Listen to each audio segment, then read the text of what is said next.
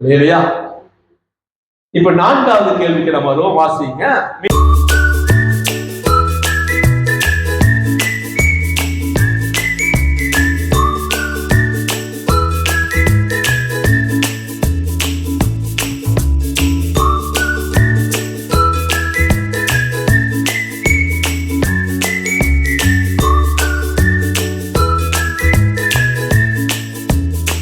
மீண்டுமாக வாசிங்க. யோவான்.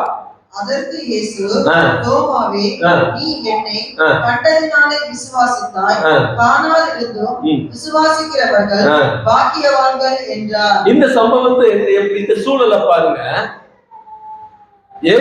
இயேசு உயிர் தெழுந்த பின்னாடி வருகிறார், சீஷர்களுக்கு காட்சி கொடுக்கிறார், தரிசனம் கொடுக்கிறார். அந்த நேரத்துல யார் இல்ல? தோமா இல்ல. தோமா மற்றபடி இயேசு காட்சி கொடுக்கிறாரு. அவங்க ஆவியால் பாக்குறாங்க, எல்லாரும் பண்ணி என்ன செய்யறாங்க, பேசுறாங்க. முடிச்சுட்டு அவர் போயிடுறாரு, சமாதானம் சொல்லிட்டு போயிருக்கிறார்.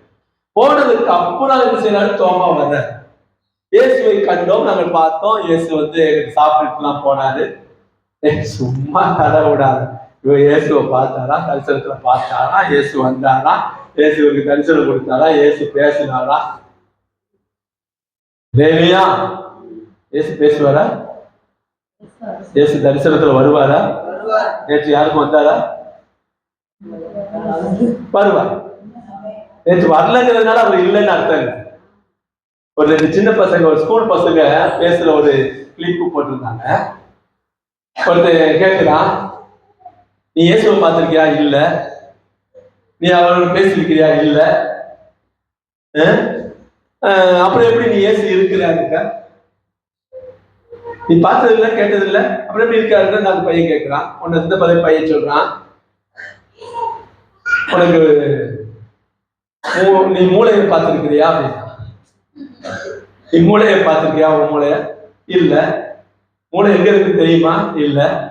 அப்படி எப்படி? அப்படின்னா உனக்கு மூளை இல்லை, நீ பார்க்கல, அதனால உனக்கு மூளை இல்லை அப்படின்னு கிளாஸே கைதட்டுற மாதிரி போட்டிருப்பாங்க. நான் பார்க்கலன்றதுக்காக அவர் இல்லைன்ற அர்த்தம் இல்லை, அவர் இருக்கிறார். ஜீவனுள்ள தேவனாக இருக்கிறார். ஆமே. இப்போ தோமா சொல்றாரு, நான் பார்த்து, வாசிங்க.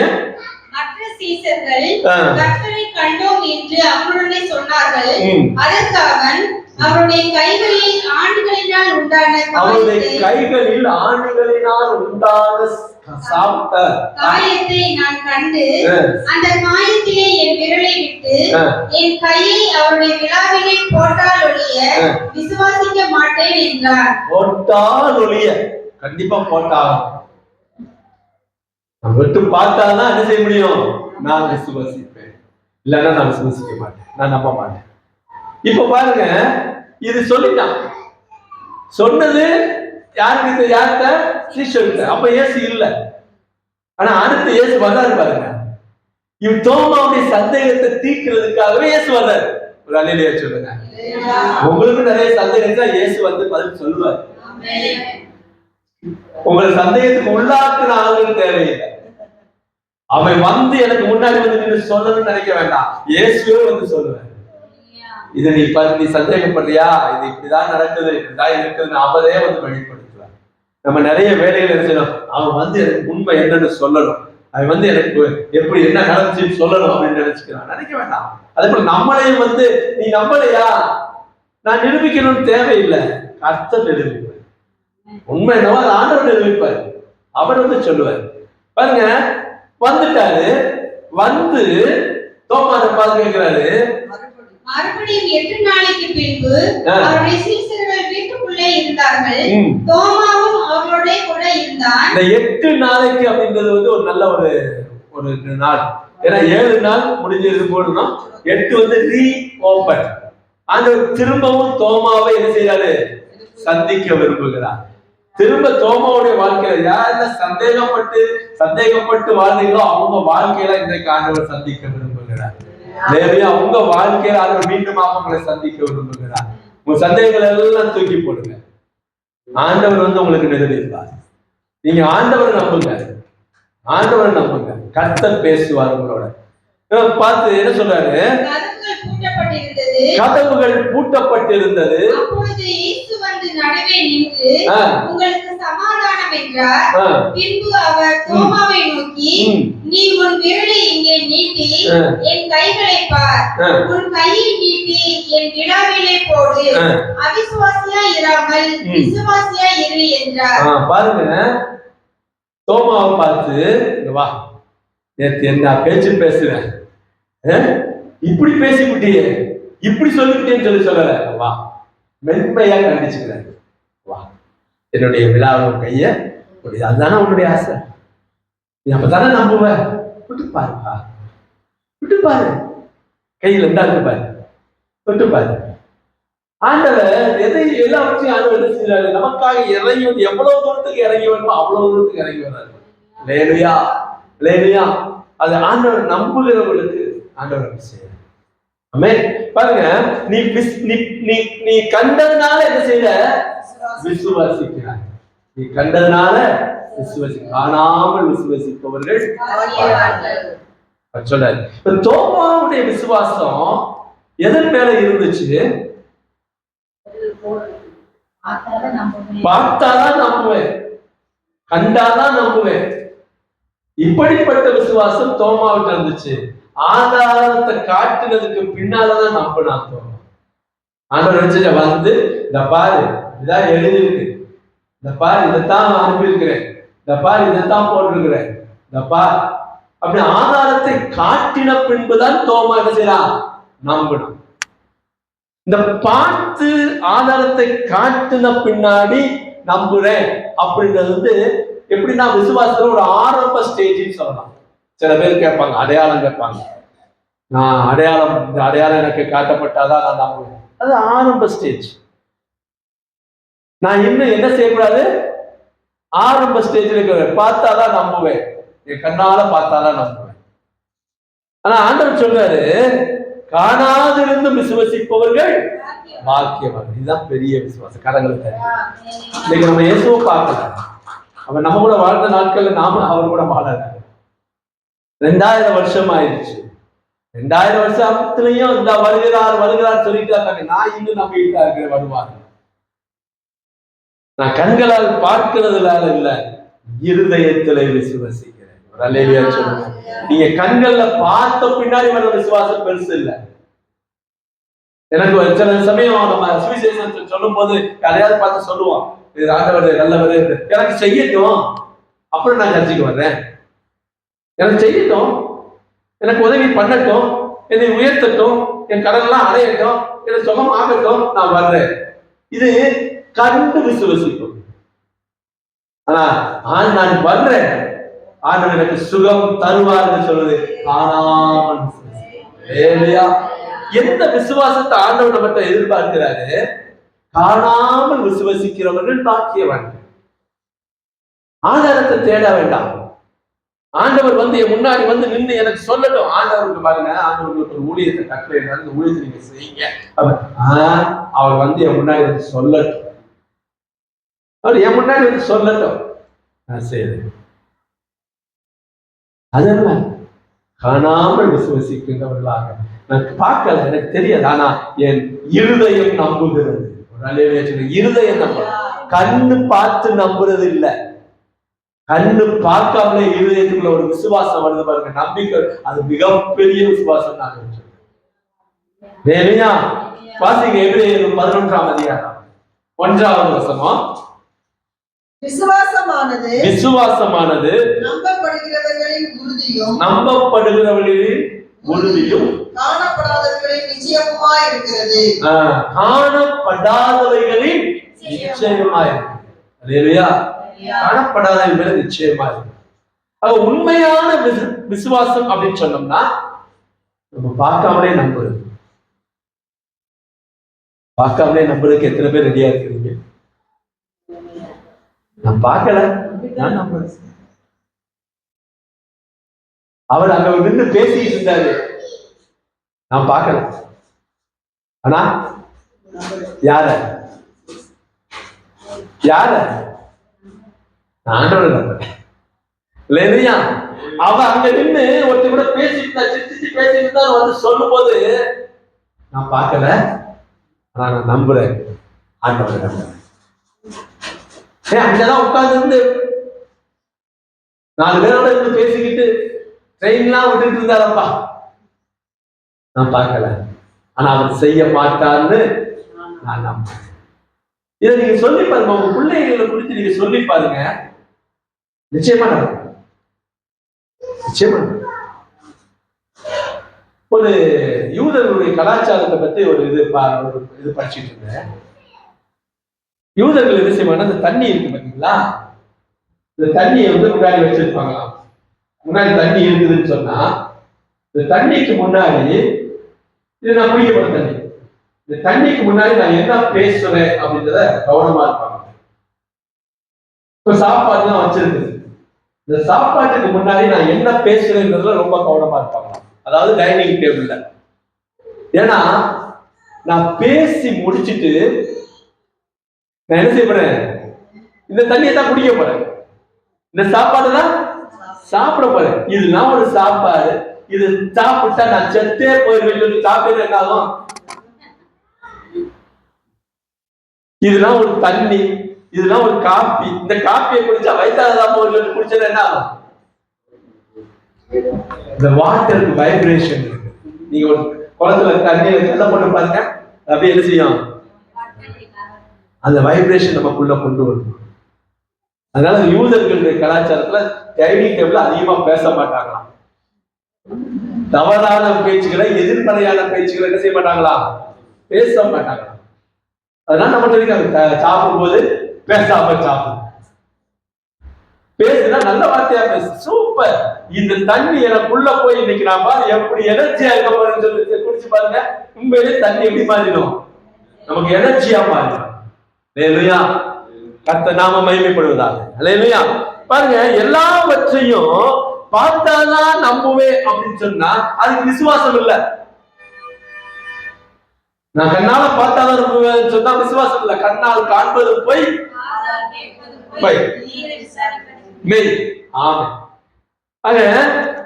அப்போ நான் பார்க்கல, ஆனாலும் 2வது காரியம், கர்த்தர் செயல்படுகிறார், எனக்குள்ள செயல்படுகிறார்.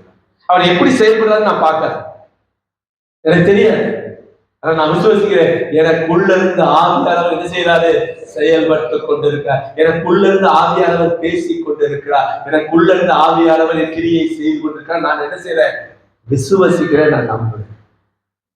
எப்படி எங்க செயல்பட்டாங்க பார்ப்போம். எங்க சட்டி மாட்டி சிறந்து பா காட்டு அப்படின்னு சொல்லி நெஞ்ச கிழிச்சு காட்டுறதுக்கு விக்கிரகம் அல்ல. அம்மே உன்னை எந்த விக்கிரகம், ஏது பேரு அப்படிலாம் பார்ப்பேன். சரியா? அப்போ பார்க்காமல் நம்புவது என்பது ஒரு ஆசீர்வாதமான ஒரு வாழ்க்கையை கொண்டு வருகிறது.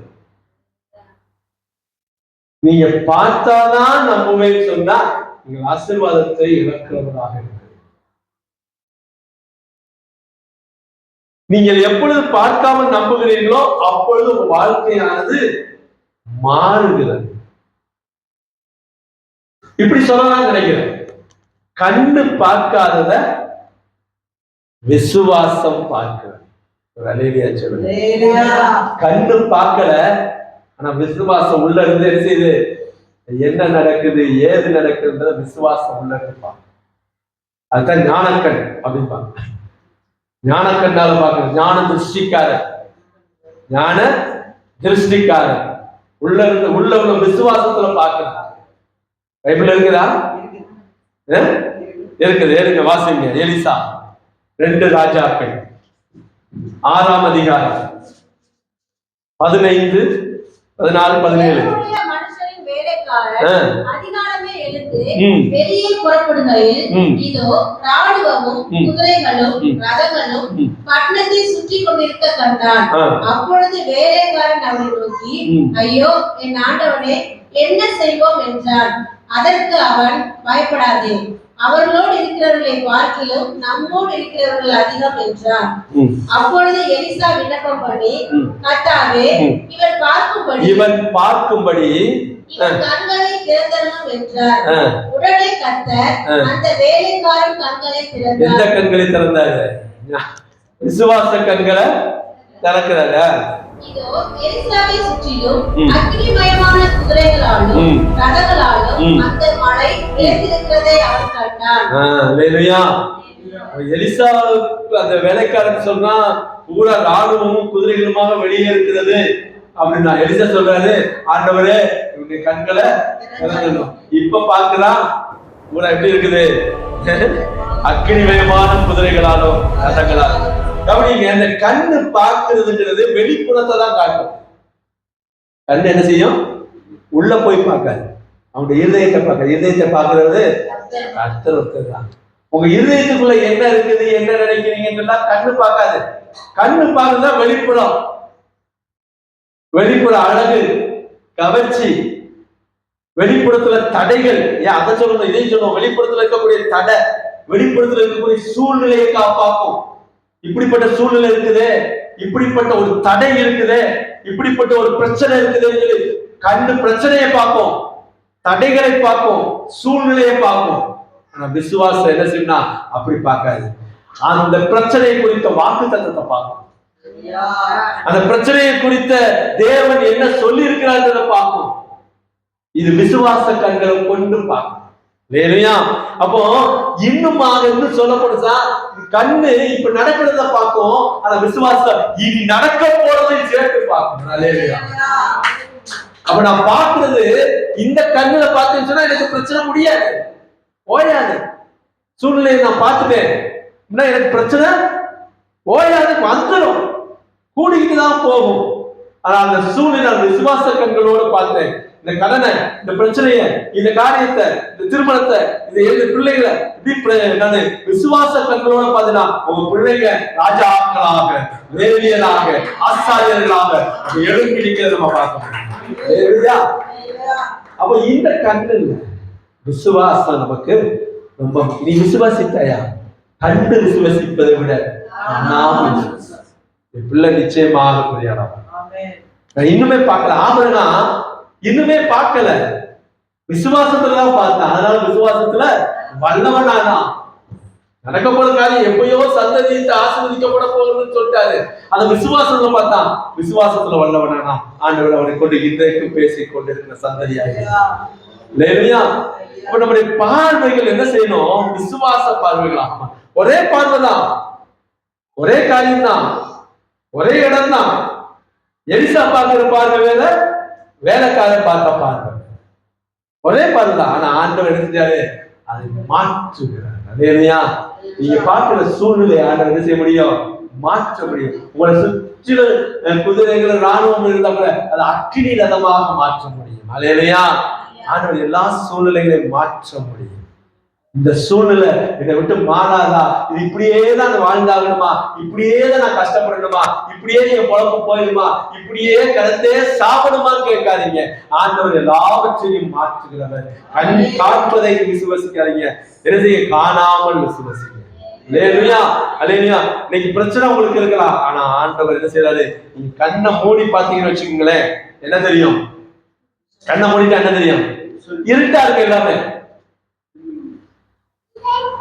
கண்ணை மூடிட்டா எல்லாமே இருட்டாதான் இருக்கும்.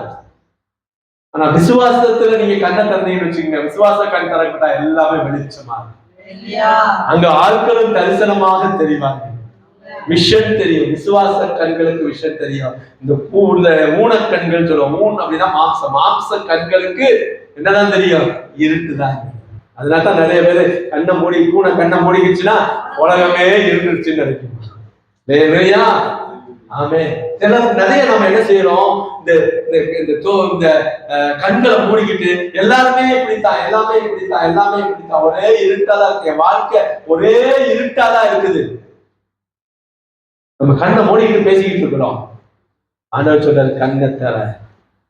ஆண்டவர் உங்க கண்களுக்கு இருந்தா எல்லாம் வெளிச்சமா இருக்கும். அல்லேலூயா, அல்லேலூயா. விசுவாச கண்கள் இனி நடக்க போறதை உங்களுக்கு கற்றுக் கொடுக்கிற கர்த்தராக இருக்கிறார். அந்த ஆண்டவர் உங்கள்ட்ட ஒரு கேள்வி கேட்டார் சொன்னா, நீங்க எதை பாக்குறீங்க? சூழ்நிலையை பாக்குறீங்களா? ஆண்டவரை பார்க்க போறீங்களா? சூழ்நிலையை பாக்குறீங்களா? ஆண்டவரை பாக்குறீங்களா? பிரச்சனைகள் இருக்கலாம், உங்களுக்கு பதில் தெரியாம கூட இருக்கலாம். இதுக்கு என்ன செய்யறதே தெரியல. இதுக்கு எப்படி போறதுன்னு தெரியல, இது எப்படி பேசுறது தெரியல, ஒரே சூன்யமா இருக்கு. வாழ்க்கையை பார்த்தோம்னா என்ன முடிவே தெரியல அப்படின்னு கூட இருக்கலாம். ஆனா ஆண்டவர் பாருங்க, ஆண்டவர் உங்களை பார்த்து கேட்கிறாரு, நீ பார்க்காம நம்புவியா? கண்டு விசுவசிப்பதை விட காணாமல் விசுவசிக்க நீ தயாரா? பார்க்காம நம்புவியா? அந்த விசுவாசம் உங்களுக்குள்ள இருக்கலாம். நான் பார்க்கல ஆனா நம்புறேன். இப்படில பெரிய ஆளா வருவான், இப்படில பெரிய ஆளா, அதான் சொல்லுவாங்க. அதுதான் நம்ம என்ன சொல்றோம், பார்க்காம நம்புறதுதான் தீர்க்கதரிசனம். நான் பார்க்காமலே நம்புறேன், எப்படில பெரிய ஆளா வருவான். எல்லாம் நேர்த்தியாக நடந்து முடிக்கும், எல்லாம் சரியாக நடத்துவார். அதினதின் காலத்தில் ஒவ்வொன்றையும் நேர்த்தியும் கரமும் ஒழுங்கும் செம்மையுமாக செய்கிற தேவனை நாம் விசுவசிக்கிறோம். இன்னைக்கு பார்க்கிற சூழலை தடுமாறி போய் கிடக்கலாம், கல்லாவும் முரணாவும் என்ன செய்யறது தடுமாறி தெரியலாம். ஆண்டவர் என்ன சொல்றாரு, செவ்வையாக நடத்துகிறது. ஆபிரகாம் சொல்லுவான், இல்ல இது நேர்வழியாக நடக்குது. பெண்ணு பார்க்க போகும்போது எலியேசர் சொல்லுவான், இது நேர்வழியாக நடத்தி வந்தது. நீங்க உங்களுக்கு பார்க்கறதுக்கு குறுக்கு வரலாம், அது போத கண்ணு. போத கண்ணு ஒரு கோடு எப்படி தெரியும், வளைஞ்சு தெரியும். ஒரு மயக்கம், உலகத்துல மயங்கி போய் இருக்கிறவனுக்கு எல்லாமே போனதான் தெரியும். உலக வாழ்க்கையில மயங்கி திரிகிறவனுக்கு. ஆனா கர்த்தருடைய வாழ்க்கையை கர்த்தரை நம்பி பார்க்கிறவனுக்கு கோணலானவைகளும் நேராகமான கரண்டானவைகளும் ஆண்டவர் மேல் நம்பிக்கை. அப்படியே கண்களை மூடி ஒரு ஜெபம் பண்ணுவோமா? சோதர ஆண்டவரே, சோதரிக்கிறோம்ப்பா, சோதரிக்கிறோம் ஆண்டவரே. இந்த கண்கள் காணாத விசுவாசத்தினால நாங்கள் பார்க்கிற கிருபை எங்களுக்கு கொடுங்கப்பா.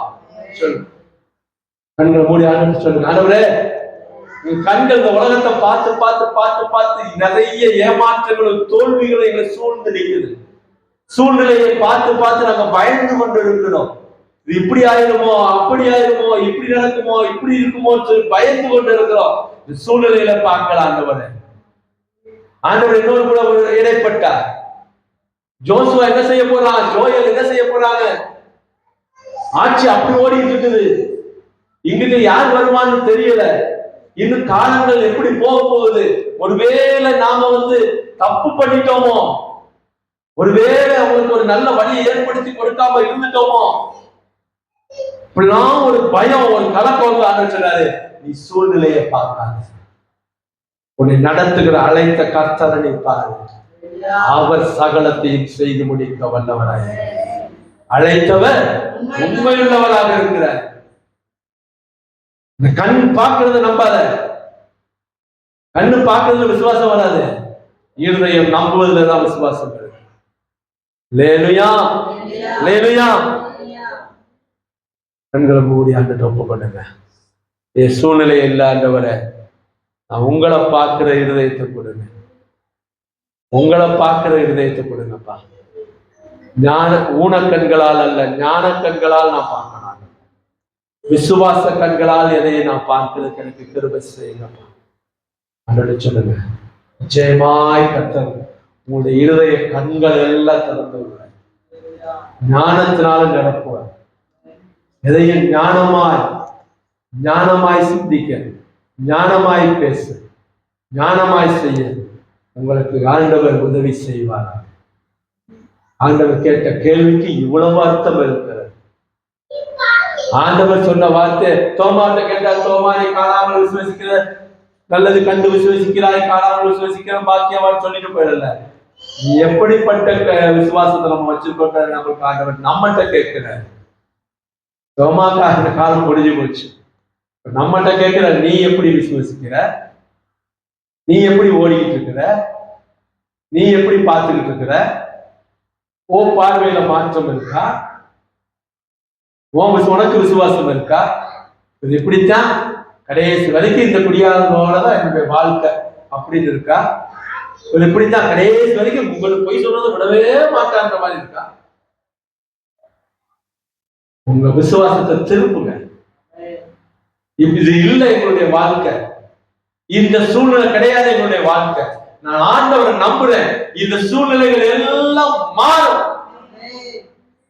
சூழ்நிலை எல்லாம் மாறும். இத போய் இங்க பாரு, நான் ஆண்டவரை நம்பிட்டு இருக்கிறேன், உன்னை எப்படி ஆண்டவர் மாத்திடுவாரு அப்படி சொல்றதுக்கு இல்ல. இப்படி சொல்லுங்க, நான் ஆண்டவரை நம்பிட்டு இருக்கிறேன், எப்படியும் ஆண்டவர் எல்லாத்தையும் மாத்திடுவாரு, இப்படி சொல்லுங்க.